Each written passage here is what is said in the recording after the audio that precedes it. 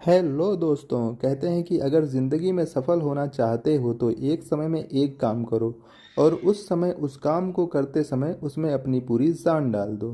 Friends, आज का विद्यार्थी सोचता है कि हम थोड़ी देर बैंक की प्रिपरेशन कर लें, थोड़ी देर एसएससी की प्रिपरेशन कर लें और थोड़ी देर पीएससी की भी प्रिपरेशन कर लें और इसके साथ साथ थोड़ा हम दोस्तों के साथ मस्ती भी कर लें। ऐसे में उनके सफल होने की प्रायिकता बहुत ही कम हो जाती है।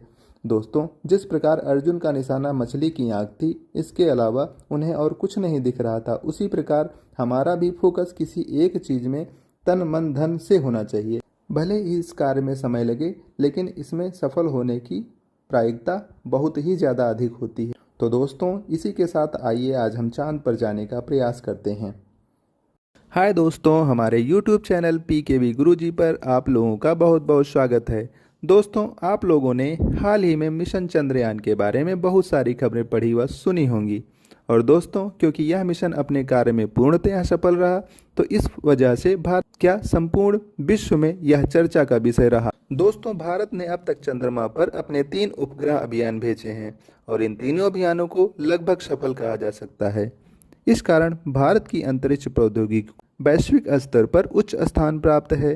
दोस्तों, आज अंतरिक्ष अनुसंधान संगठन अर्थात इंडियन स्पेस रिसर्च ऑर्गेनाइजेशन अर्थात इसरो किसी पहचान का मोहताज नहीं। अपने सफल और सस्ते अंतरिक्ष कार्यक्रमों की वजह से संपूर्ण विश्व को इसरो अपनी ओर आकर्षित कर रहा है।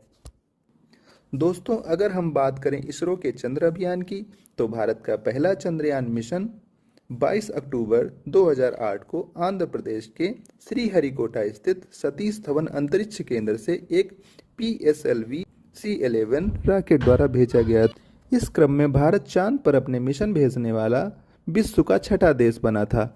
दोस्तों, इस मिशन में केवल ऑर्बिटर को ही चंद्रमा की कक्षा में स्थापित किया गया था और इस मिशन का कार्यकाल तो 2 वर्ष का रखा गया था, लेकिन नियंत्रण कक्ष से संपर्क टूटने के कारण 1 वर्ष के अंदर ही 28 अगस्त 2009 को इसे समाप्त घोषित कर दिया गया था। दोस्तों, मिशन चंद्रयान 1 का मुख्य उद्देश्य चंद्रमा की कक्षा में घूमते हुए चंद्रमा की सतह का त्रिआयामी रासायनिक व खनिज मानचित्रण करना था।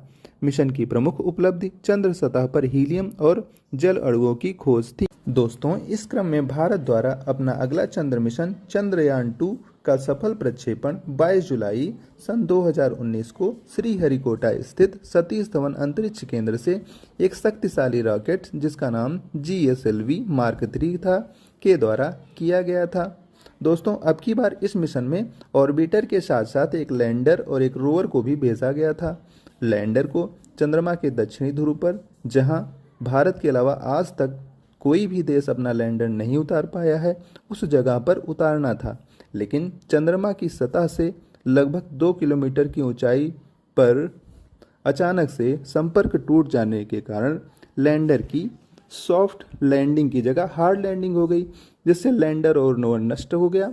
फिर भी ऑर्बिटर मिशन सफल रहा और यह आज भी चंद्रमा की कक्षा में चक्कर लगा रहा है और इस ऑर्बिटर ने मिशन चंद्रयान 3 को सफल कराने में बड़ा योगदान दिया है।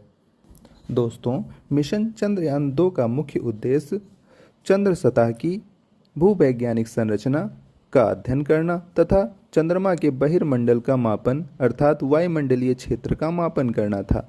दोस्तों, इस क्रम में भारत का तीसरा और बहुप्रतीक्षित मिशन चंद्रयान 3 का सफल प्रक्षेपण 14 जुलाई सन 2023 को आंध्र प्रदेश के ही श्रीहरिकोटा स्थित सतीश धवन अंतरिक्ष केंद्र से शक्तिशाली रॉकेट LM-4 द्वारा किया गया। दोस्तों, इस मिशन में केवल लैंडर और रोवर को भेजा गया था क्योंकि हमारा ऑर्बिटर पहले से ही वहां पे सक्रिय था। भारत का यह यान चंद्रमा के दक्षिणी ध्रुव पर 23 अगस्त 2023 को शाम 6 बजे के करीब उतरा और इसी के साथ भारत चंद्रमा के दक्षिणी ध्रुव पर सफल लैंडिंग करने वाला विश्व का पहला देश बन गया।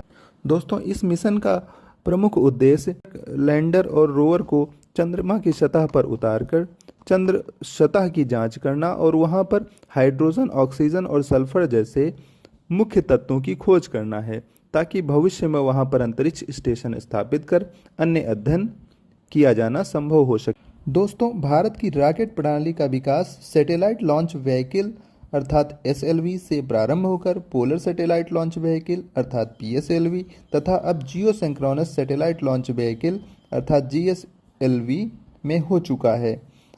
पहले हम रॉकेट में ठोस ईंधन का प्रयोग करते थे, परंतु अब द्रवित हाइड्रोजन तथा ऑक्सीजन का प्रयोग कर अधिक वजनी उपग्रह को पृथ्वी की उच्च कक्षा में स्थापित कर पाते हैं। दोस्तों, द्रवित हाइड्रोजन और ऑक्सीजन के मिश्रण वाले ईंधन को हम लोग क्रायोजेनिक ईंधन भी कहते हैं। दोस्तों, क्या आप लोग जानते हैं कि चंद्र मिशनों का प्रक्षेपण जुलाई मास में ही क्यों किया जाता है? ऐसा इसलिए क्योंकि जुलाई मास में ही चंद्रमा पृथ्वी के सबसे नज़दीक आ जाता है, जिससे उपग्रह का प्रक्षेपण करना आसान हो जाता है।